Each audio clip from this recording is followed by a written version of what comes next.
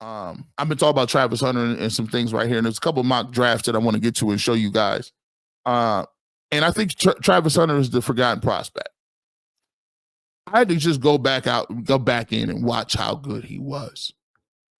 And I was talking to my brother Trent the other day, and we were just sitting there on the couch, and I said, man, you know what's wild is that if you would have went back to the beginning of the year when Travis Hunter was just dominating and we watched him play, the Cleveland Browns had expectations. We fully expected Deshaun Watson to bounce back. We had Chubb coming back. You know, we know all the greatest hits. And we watched how Travis Hunter was dominating. We thought we were going to be contenders. So we thought we had no shot at Travis Hunter. So you're just watching Travis Hunter and be like, man, what a dog, man.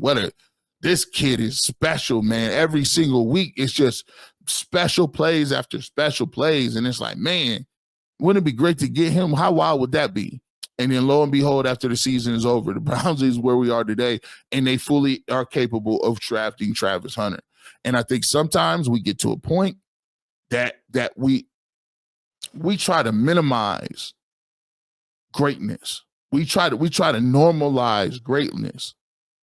And I'm gonna tell you what, people talk about generational talents, and Travis Hunter is the best prospect in this draft. I don't care what you're talking about. If you want, listen, if you want Micah Parsons or Abdul Carter, I keep trying to tell y'all, a defensive end ain't gonna win you nothing. And I played the position. I studied the position. And you have Myles Garrett.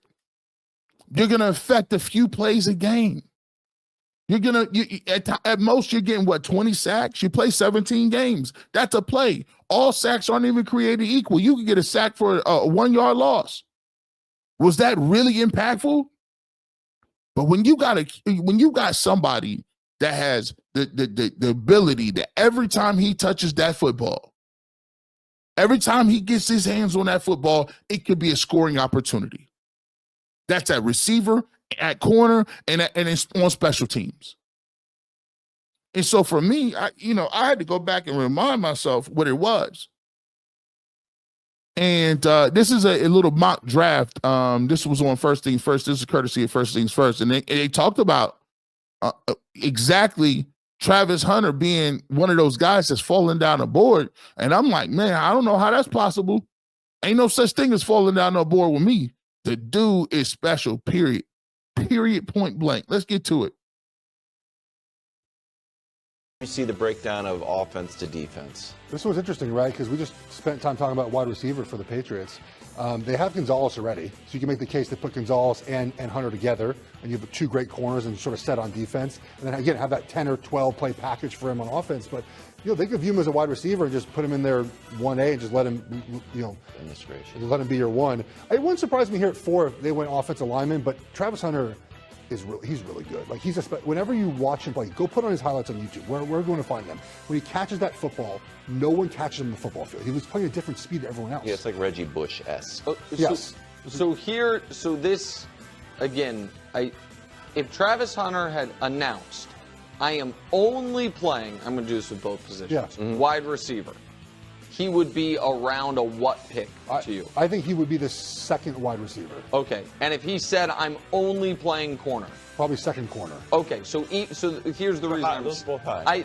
Well, it's important to note that it is not, what I think some people are worried about is, am I getting a pretty good corner and a pretty good wide receiver, and you know what I mean, a guy who that is just not going to be elite at anything, but because he played so many snaps, that I agreed with your breakdown of it. I thought you might say cornerback 1 and wide receiver 2. But here's the thing, if he played just corner and just focused all the attention on that every single game, maybe Will Johnson's just good at Michigan. It's not a slight on Travis. If Travis just played wide receiver, maybe again, the slim margin between him and McMillan and wide receiver is this, right? Him and Will. It's not like it's this big gulf between 1 and 2. But I think if he was just a corner, he would be. But he still would be a consensus top half of the first round pick at just one position. I think he'd be a top 7 player at either position. Okay. Yeah. We were just talking in the break about sort of institutional memory of teams. why I love Travis with the Patriots, and Coach Mangini talks about Troy Brown doing both. Edelman came in. Edelman came in as a quarterback. It's like, no, actually, you know what? You're going to be a kick returner. It's like, why don't you also play offense? And like, by the way, we need you on defense a little bit. The idea of just taking a football player. Do you like that idea for the Patriots, or just your overall drafting philosophy? I like it, but the concern I have when you have someone like Travis Hunter is, again, it's a lot to digest to play two positions full-time. Kick returner and wide receiver, fine, right? But to play full-time corner and full-time, like you have a playbook. Like they're digital now, but I mean, they're this big, right? You have an entire offensive playbook, entire defensive playbook. I think it's easier to learn corner and play corner than give you a package of offensive plays rather than the other way around, where you practice wide receiver and go play corner. In Colorado, it appeared to me, watching their offense, that he did that. He played corner in practice because his route tree, where he lined up it did not vary very much. Now, the Colorado offense doesn't vary a lot anyways, but he basically just played on one side of the field for a game and ran his 3 or 4 routes. Very good, obviously. So I think that's what they did at Colorado, where he just played cornerback, but also then had a package of plays at wide receiver. It was remarkable what he did. I thought there was no chance he could play this many reps and be this good. Like it should happen. Remarkable athlete. It should not happen this way. Yeah. I think what he's saying is an understatement. Travis Hunter is special. And Travis Hunter, to be honest with you, Travis Hunter, when you talk about you can have a small a package of plays, first and foremost, playing corner is all about instincts. Playing corner is all about instincts. And let me keep it real. Corners are out there doing their own thing. Corners don't need to get in the huddle. Corners is on the side. We don't even know what they're doing out there. When we meeting as a defense, corners don't even be in the room. All they do is talk to each other. They get the calls separately. Safeties call out what they're going to call. Linebackers usually call out a front or whatever the case may be. And defensive ends don't need to hear anything either. Like, playing corner is not that difficult. It boils down to your instincts, your ball skills, and understanding what a receiver is trying to do in terms of running his splits. How do you recognize route recognition? All those simple things. It's only 6 coverages. I mean, it's only, you got cover 1, cover 2, cover 3, cover 4, cover 5, some zone and man, cover 6. Like, you got these different variations, but it's not like this guy is going to be having thick playbooks like that. The playbook is like that for everybody as a defense, but for corners, come on. And by the way, this is the thing that irks me. He's been doing it his whole life. It's like saying, how does a dolphin swim that far? It's a dolphin. It's born to do that. Some people is just born to do certain things. Travis Hunter is born to play both ways. And the sooner you figure that out, the sooner more successful you be. Everybody's trying to pigeonhole, but what is he? This is our problem. This is our problem as humans, and we always have to put things into context. We always have to have groups and context for meanings of life. Sometimes you can't put a description or people or ideas in a box and package it. He's just good. He's better than anybody that you're going to have covering somebody, but he's better. He could turn around and run those same routes. When you talk about him training all season, he's been training for both since the beginning of time. And I'd rather take it from the greatest cornerback of all time, who also happened to play 2 ways, who also happened to play 2 sports, Coach Prime. I'll believe it from him than other people.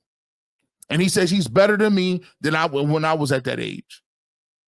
And this is a guy who played in a football game and came back and played in the World Series playing baseball. You know how crazy that is? You know how crazy your eye and your timing and how much of a great athlete you got to be to even get that off? Yeah, I'm gonna get up here and I'll play football games. I return kicks and I'm gonna go home. I'm gonna get to the playoffs in the World Series, and I'm gonna get up there against 90, 98 mile an hour fastballs and breaking pitches. Come on, man. But Travis Hunter, he's special. And as we start to look at these guys, I think a couple of things as we wrap this thing up, and we'll take some of your comments as well. If you want to get in, you can still super chat. We'll get to those at the top. We'll make sure we read those first before we get out of here. 1,800 people all over the internet is here. Make sure you hit that like button, subscribe. But as we get down to the end of this situation, I want to throw something out there. We get to the point where free agency is still here. Draft is coming up. This is actually a very fun time for Cleveland Browns fans. Every organization is in a different life cycle, and sometimes when you are younger, or you're at a different point in your life cycle, you enjoy certain things. At one point in time, I used to enjoy going to clubs. At one point in time, I used to go, and I still like shopping, but I was a shopaholic. At some point in time, you want to be a homebody. I don't really. I go to different places, and I like to get to the house. I don't do too much. You know what I'm saying? So everything is about in your life cycle and in your time and in the right timing. And the Browns' life cycle was competing for championships the last couple of years. The Browns' life cycle was we need to max out our potential. We need to go and find a free agent here or make it trades to be over the top to put us in contention. We swung for the fences with Deshaun Watson, didn't work out too well. We did a lot of 1-year deals with a lot of older players. That didn't work out well. So now we're at a point where now we're looking at a situation where, okay, we have a slight rebuild, but now we do have draft capital, number 2 overall pick, number 30-something overall pick. We do have some exciting players on the board that we could potentially take, like Travis Hunter, Abdul Carter, or quarterbacks if they fall to us, Cam Moore, Shadur Sanders, right? And we do have some franchise, not franchise, but some veteran quarterbacks that you can see coming in and playing relatively well. So I think right now in our life cycle, it's going to be a very fun couple of months here.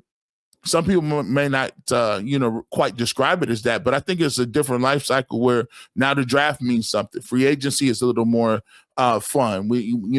Guys with strategy, you might get a player that could be a two-way player, figuring out what Kevin Stefanski's offense is going to look like with this, that, and the third.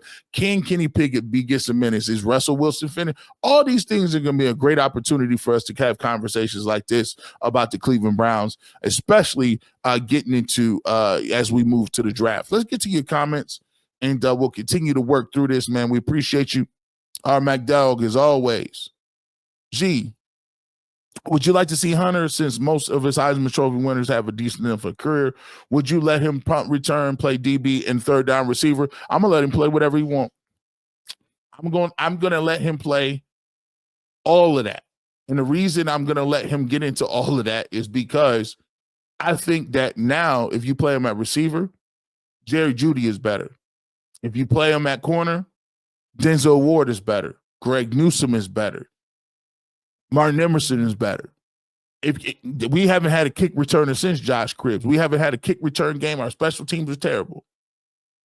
I got this kid on the field as much as possible. That's what I want to get to. And guess what? The best time to do that is when he's younger. You're not going to be using Travis Hunter in year 5 the same way you do in year 1. He's a veteran at that point. You want to keep him, save some reps. But as first year goes, my man is on the field. He's on that field. I ain't playing with you. Jimmy, what's up, my man? G. Bush, love some Hunter. Judy Pickens with the Boise State running back Pickens. Got huge AFC North hands Pickens, Midwest guy, going to cook the Steelers. Let me see. AB said Hunter is a wide receiver. Yeah, he all that. Browns need playmakers. We sure do. He is special. Great at everything. They'll screw it up, man. Hey, Hunter good for 2 touchdowns a game. Hey, Travis Hunter, 6'1" at 185. Sauce Gardner, 6'3", 190. All right, well, let's see. Let's line it up. Skill position players need other positions to do their job. With a good D-line, corners are left out to dry. Wide receiver need a good quarterback. We have neither. We need to build the basics first. Now, Carlos, here's the thing.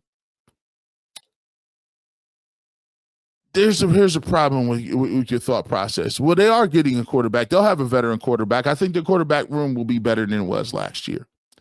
Yes, they do need somebody to throw in the football, but at corner, yeah, you got to have pass rush. Listen, you have the best pass rusher in the game. At corner, you have Denzel Ward, who's one of the best cover corners in the game. So it's not like he's going to be like, what do you mean? Like he has on defense, he should be good, depending, like at least on defense, he has infrastructure. And if you have a guy like Russell Wilson, who is, throwing for some yards in this league, and he's not I would say he's not a over the top game changer, but you look at it, 20 of 29, 270, 2 touchdowns on the road against Baltimore. Listen, that's not bad quarterback play. Oh no. Draft Graham?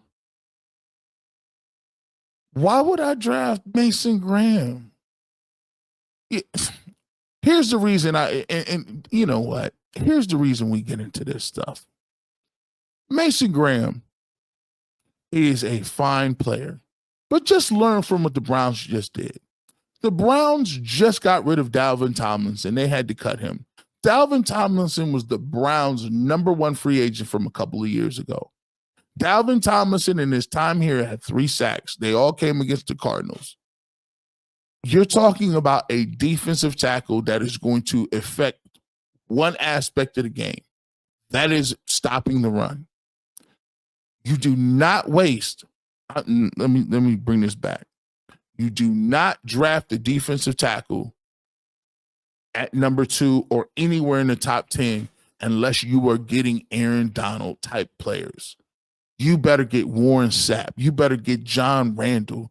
You better get guys that can not only rush the passer, stop the run, but be just dominating in the middle. Aaron Donald went like number 13. You're telling me you're going to get Mason Graham? And they had 2 good defensive tackles. Michigan, look, how many games Michigan lose last year? Okay. One more.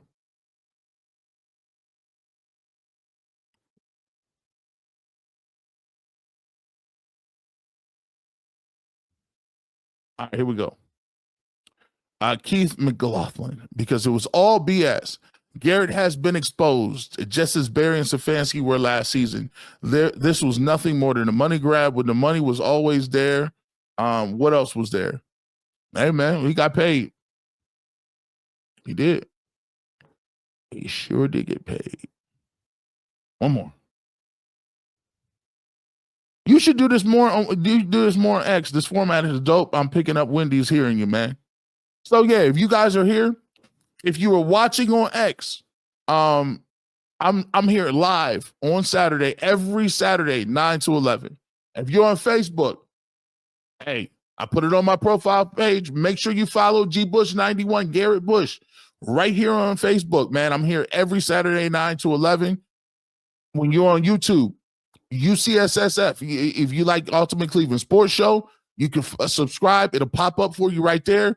And if you're right here on the YouTube channel for the barbershop, we appreciate you guys. We're 15,000 strong on that. Over 50,000 strong on UCSS. We 25 strong on Twitter, and we rocking and roll with that 5 or 6 on Facebook. So we here. We try to make it very easy for you. Pull up wherever you at. You can hear me. Make sure you spread this word. A lot of people say, G Bush, I love you on the radio. I don't hear you on Sunday. This is better.